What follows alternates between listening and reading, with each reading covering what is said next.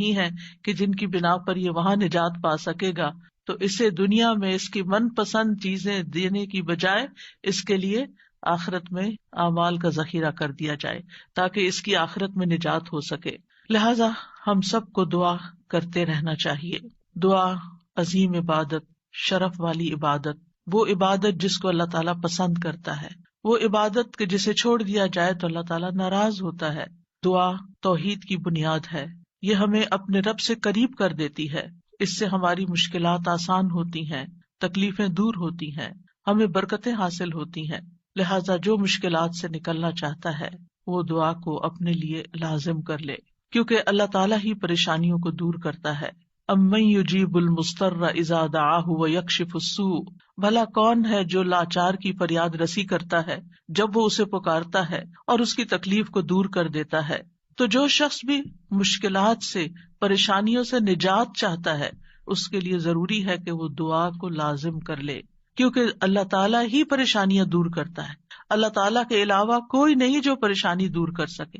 وقتی طور پر کوئی آپ کو دلاسا دے دے گا، کوئی آپ کی ہمت افزائی کر دے گا، کوئی آپ کا دکھ بانٹ لے گا، لیکن آپ کی مشکل صرف اور صرف اللہ تعالیٰ ہی حل کر سکتا ہے۔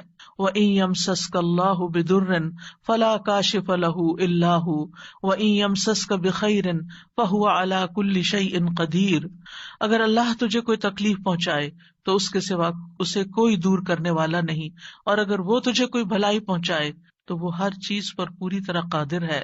ہم دیکھتے ہیں کہ عام طور پر لوگ مشکل وقت میں اللہ تعالیٰ کے سوا سب کو بھول جاتے ہیں، آخر میں انسان صرف اللہ ہی کو یاد کرتا ہے، اور یہ صرف مسلمان کے ساتھ ہی نہیں، نان مسلمز کے ساتھ، شرک کرنے والوں کے ساتھ، الحاد کا رستہ اختیار کرنے والوں کے ساتھ بھی یہی معاملہ ہے۔ اور اس میں ہم دیکھتے ہیں کہ ایک مرتبہ جب اکرمہ بن ابی جہل نبی صلی اللہ علیہ وسلم سے بھاگ کر کشتی پر سوار ہو گئے، مکہ سے بھاگ گئے اور پھر جزیرۃ العرب چھوڑنا چاہا، اور جس کشتی پر بیٹھے وہ سمندر کے بیچ میں جا کر ڈوبنے لگی، تو کشتی کے مالکوں نے کہا کہ لوگوں اخلاص کے ساتھ دعا کرو۔ اخلاص کا مطلب یہ ہے کہ بتوں کو بھول جاؤ اور صرف اللہ سے دعا کرو، اس لیے کہ اس کے ڈوبنے کو صرف اللہ ہی بچا سکتا ہے۔ تو اس وقت وہ چونک اٹھے کہ اسی چیز کی دعوت تو ہمیں محمد صلی اللہ علیہ وسلم دے رہے ہیں۔ اس وقت انہوں نے عہد کیا کہ اگر آج اے رب تو مجھے بچا لے گا تو پہلا کام میں یہ کروں گا کہ میں محمد صلی اللہ علیہ وسلم کے ہاتھ میں اپنا ہاتھ دے دوں گا، میں اسلام قبول کر لوں گا۔ اور پھر آپ جانتے ہیں کہ اکرمہ بن ابی جہل نے کس اخلاص کے ساتھ اسلام قبول کیا، تو دعا کی قبولیت ہی ان کے اسلام کا ایک ذریعہ بنی۔ اور دعا کرنے کی 3 صورتیں ہیں۔ ایک تو یہ کہ اللہ تعالیٰ کی توحید بیان کرنا، جس میں انسان کہتا ہے یا اللہ لا الہ الا اللہ لا الہ الا انت سبحانک انی کنت من الظالمین، یہ دعا کا ایک طریقہ ہے۔ یہاں آپ صرف اللہ تعالیٰ کی توحید بیان کر رہے ہیں، اپنی کوتاہیوں کا اعتراف کر رہے ہیں۔ پھر اسی طرح آپ کہتے ہیں ربنا، اے ہمارے رب، یہاں بھی آپ اپنے رب کو رب کہہ کے پکار رہے ہیں، گویا اللہ تعالیٰ کی تعریف کر رہے ہیں۔ اور پھر دوسرا طریقہ یہ ہے کہ اللہ تعالیٰ سے انسان صرف بخشش کا سوال کرتا رہے اور رحمت کا سوال کرتا رہے، جیسے استغفر اللہ استغفر اللہ استغفر اللہ، کیونکہ اگر آپ کی بخشش ہو گئی تو آپ کے راستے میں جتنی بھی مشکلات ہیں وہ خود بخود حل ہونا شروع ہو جائیں گی۔ یعنی آپ کو اس وقت کہنے کی ضرورت نہیں ہوگی کہ یار اب مجھے یہ چاہیے مجھے وہ چاہیے، آپ صرف یہ کہتے ہیں کہ اللہ وہ گناہ جو میرے اور تیرے بیچ میں حائل ہو گئے ہیں، جو تیری رحمت تک مجھے پہنچنے نہیں دے رہے، یا رب تو ان کو دور کر دے، تو مجھے معاف کر دے۔ اور یہ چیز انسان کی مشکلات دور کرنے کا ذریعہ بن جاتی ہے اور اس کی حاجات پوری ہونے کا ذریعہ بن جاتی ہے، جو بھی اس کی زندگی میں کوئی حاجت اور ضرورت ہوتی ہے۔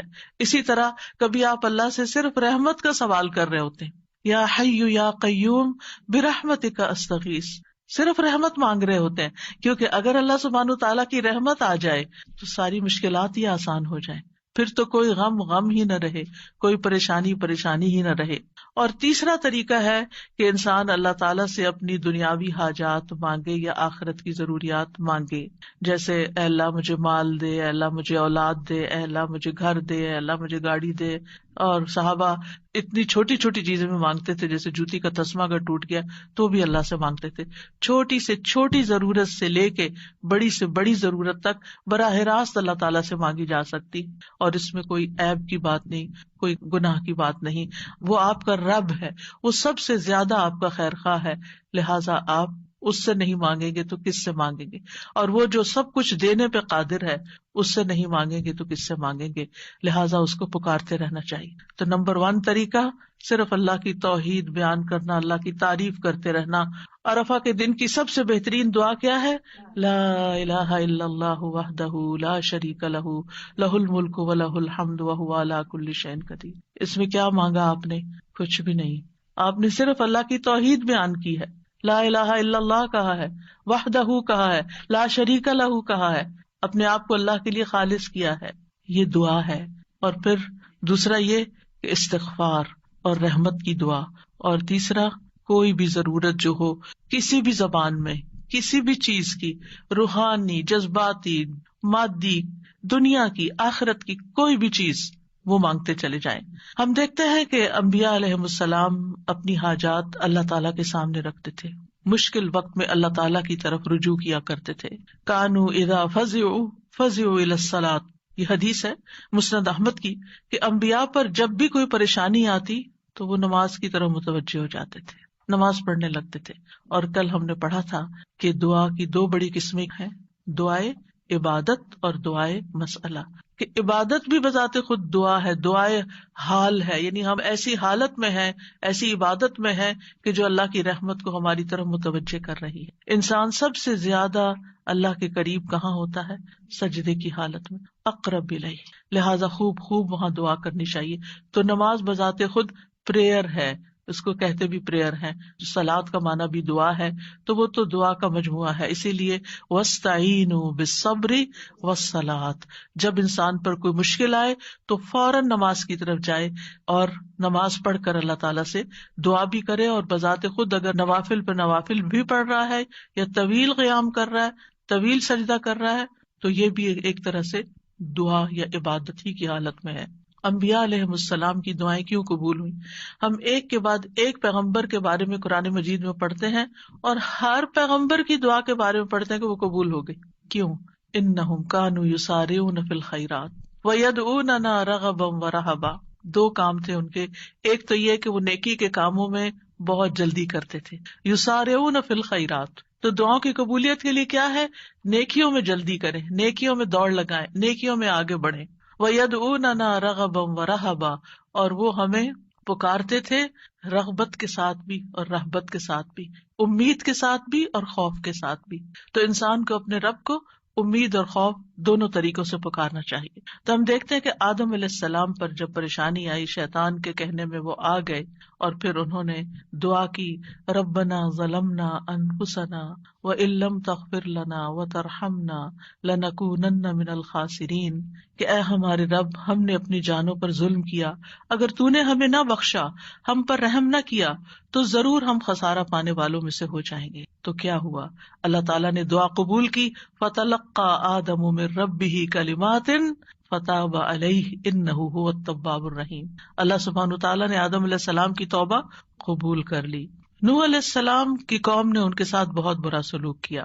كذبت قبلهم قوم نوح فكذبوا عبدنا وقالوا مجنون وازدجر فدعا ربه انی مغلوب فانتصر. ان سے پہلے قوم نوح نے بھی جھٹلایا تھا، بس انہوں نے ہمارے بندے کو جھٹلا دیا اور کہنے لگے یہ مجنون ہے، اور وہ بری طرح جھڑک دیا گیا. یعنی قوم کے اوباش قسم کے لوگ ان کے ساتھ ڈانٹ ڈپٹ بھی کرتے تھے. اور بعض روایات میں آتا ہے کہ انہوں نے ان کو اتنا مارا کہ بے ہوش کر دیا. تو انہوں نے اپنے رب کو پکارا، انی مغلوب، رب میں مغلوب ہو گیا ہوں، میرا ان پہ کوئی بس نہیں چلتا، میں ان کے ساتھ ہر طریقہ آزما چکا ہوں، یہ نہیں مانتے، بس تو میری مدد کر. کیا ہوا؟ اللہ تعالیٰ فرماتے وَنُوحًا إِذْ نَادَى مِن قَبْلُ فَاسْتَجَبْنَا لَهُ فَنَجَّيْنَاهُ وَأَهْلَهُ مِنَ الْكَرْبِ الْعَظِيمِ. اور نوح کو بھی جب اس نے اس سے پہلے پکارا تو ہم نے اس کی دعا قبول کر لی، پھر اسے اور اس کے گھر والوں کو بہت بڑی گھبراہٹ سے بچا لیا. وَلَقَدْ نَادَانَا نُوحٌ فَلَنِعْمَ الْمُجِيبُونَ، اور بلا شبہ یقیناً نوح نے ہمیں پکارا تو یقیناً ہم بہت اچھے قبول کرنے والے ہیں۔ اللہ تعالیٰ نے ان کی دعا قبول کر لی اور پوری قوم کو ڈبو دیا سوائے ایمان والوں کے، اور اپنے بندے کا بدلہ لے لیا۔ یونس علیہ السلام کی مثال ہمارے سامنے ہے کہ جب اپنی قوم سے ناراض ہو کر، غضبناک ہو کر چلے گئے تھے، چلتے چلتے سمندر تک، سمندر سے کشتی میں، کشتی سے مچھلی کے پیٹ میں، اور مچھلی چلی گئی سمندر کی تہہ میں، اندھیروں پر اندھیرے۔ فنادا فی الظلمات اللہ الہ الا انت سبحانک انی کنت من الظالمین، تو اس نے اندھیروں میں پکارا، تیرے سوا کوئی معبود نہیں، تو پاک ہے، یقیناً میں ظلم کرنے والوں میں سے ہوں۔ تو ہم نے اس کی دعا قبول کر لی اور اسے غم سے نجات دے دی، اور اسی طرح ہم ایمان والوں کو نجات دیتے ہیں، اوروں کو بھی دیں گے۔ ان ساری مثالوں میں ہمارے لیے سبق ہے۔ ہمارے حالات کتنے بھی تنگ ہوں، ہم کتنی بھی پریشانی میں ہوں، لیکن پیغمبروں سے زیادہ پریشانی ہم پر نہیں آئی۔ بعض جگہوں پر آتا ہے کہ آدم علیہ السلام 300 سال تک یہ دعا کرتے رہے، روتے رہے کہ مجھ سے غلطی ہوئی ہے۔ بالآخر رب نے ان کو کلمات سکھائے اور پھر دعا انہوں نے مانگی اور ان کی نجات ہوئی۔ بعض اوقات آزمائشیں لمبی ہو جاتی ہیں، لیکن ہمیشہ یقین رکھیے کہ رب سنتا ہے، وہ ضرور سنے گا، وہ کبھی بھی مجھے محروم نہیں کرے گا۔ لم اکم بدعائک رب شقیہ، تجھ سے مانگ کر اے رب میں کبھی بھی نامراد نہیں ہوا، تو ضرور سننے والا ہے۔ پھر ایوب علیہ السلام 18 سال تک ایک بیماری میں مبتلا رہے ہیں۔ وَأَيُّوبَ إِذْ نَادَىٰ رَبَّهُ أَنِّي مَسَّنِيَ الضُّرُّ وَأَنْتَ أَرْحَمُ الرَّاحِمِينَ فَاسْتَجَبْنَا لَهُ فَكَشَفْنَا مَا بِهِ مِنْ ضُرٍّ وَآتَيْنَاهُ أَهْلَهُ وَمِثْلَهُمْ مَعَهُمْ رَحْمَةً مِّنْ عِنْدِنَا وَذِكْرَىٰ لِلْعَابِدِينَ۔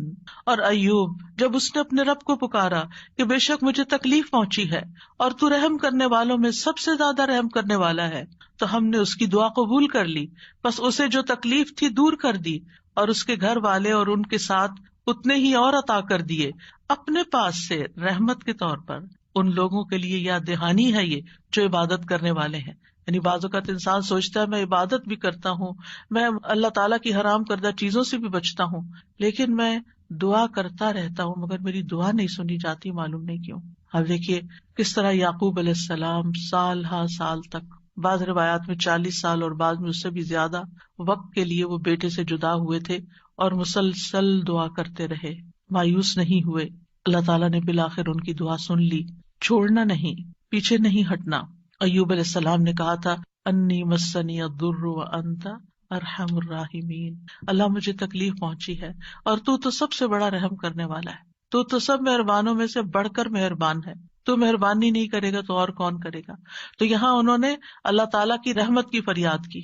پھر ابراہیم علیہ السلام مشکل ترین حالات میں اللہ تعالیٰ پر توکل کرتے ہیں۔ ابن عباس کہتے ہیں کہ یہ کلمہ حسبنا اللہ ونعم الوکیل ابراہیم علیہ السلام نے اس وقت کہا تھا جب انہیں آگ میں ڈالا گیا تھا، اور ان کے اس کلمے کی وجہ سے ان پر آگ ٹھنڈی ہو گئی، کیونکہ انہوں نے کہا تھا حسبنا اللہ ونعم الوکیل، حسبنا اللہ، اللہ ہمیں کافی ہے۔ یہ بھی پکارنے کا ایک انداز ہے، اللہ کی رحمت کو طلب کرنے کا ایک انداز ہے۔ اور ان کے اس کہنے پر اللہ سبحانہ تعالیٰ نے کیا فرمایا، قلنا یا نار کونی بردم وسلاما علی ابراہیم، اے آگ تو ابراہیم پر سراسر ٹھنڈک اور سلامتی والی بن جا۔ ابراہیم علیہ السلام نے نیک اولاد کی دعا کی، رب ہب لی من الصالحین فبشرناہ بغلام حلیم، اے میرے رب مجھے لڑکا عطا کر جو نیکوں میں سے ہو، تو ہم نے اسے ایک بردبار لڑکے کی خوشخبری دی، بغلام حلیم۔ ایسا نہیں ہوا کہ ابراہیم علیہ السلام نے ادھر دعا کی اور ادھر ان کو اسحاق اور اسماعیل علیہ السلام مل گئے۔ انتہائی بڑھاپے کی حالت میں جا کر بہت سالوں کے بعد دعا قبول ہوئی، لیکن قبول ہوئی۔ ہمارے لیے اس میں سبق یہ ہے کہ مانگتے رہیں چاہے سال ہا سال گزر جائیں۔